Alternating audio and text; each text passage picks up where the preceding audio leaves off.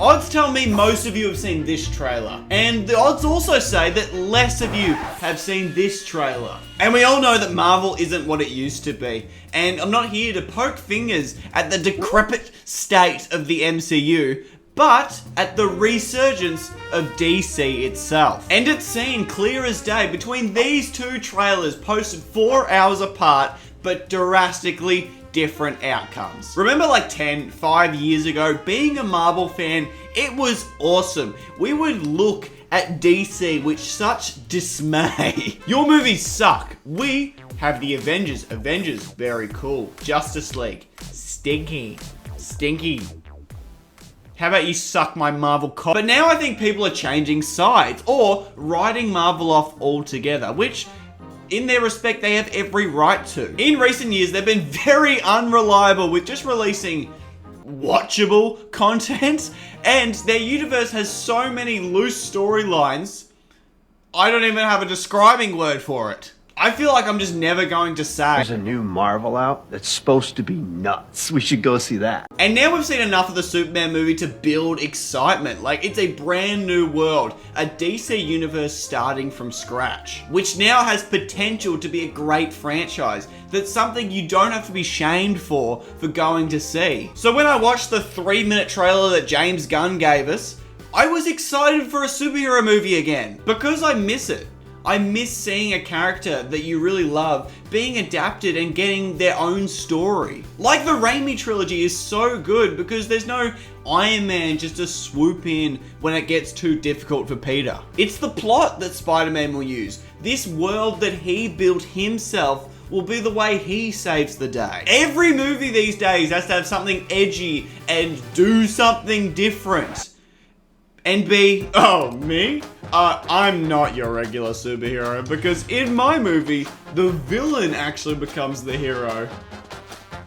No, I just want to see Superman beat whatever trials Lex sets up for him. Every movie can't be a different take, because if you just keep doing a different take, it won't be. It'll just be you messing it up every single time because there's no status quo. And it worked for Marvel because before the Avengers, each one of the main Avengers pretty much had their own film to establish who they are as a character. I arguably liked them individual movies more. I thought they were better self-contained stories.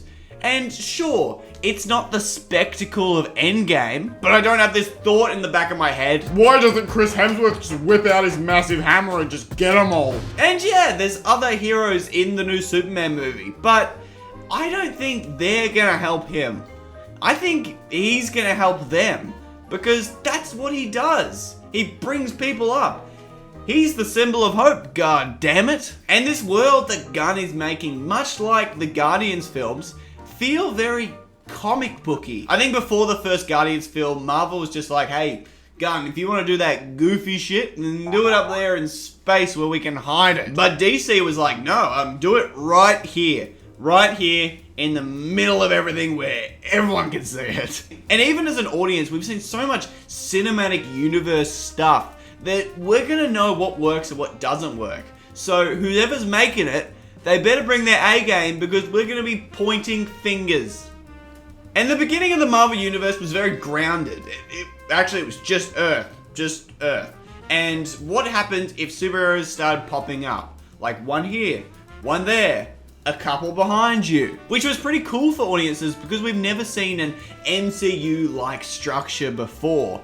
But now the cinematic universe market is so oversaturated that we're sick of that trope that's happening. Finally, we can have a universe where the reality is there's monsters, creatures, superheroes, all living amongst this comic booky world where a kaiju fight in the trailer isn't like a crazy Godzilla level event, but it's just something that will be eventually stopped. And I get that excitement doesn't actually transfer over to views like maybe my thumbnail would be suggesting. But who in your day-to-day life has brought up Ironheart with you?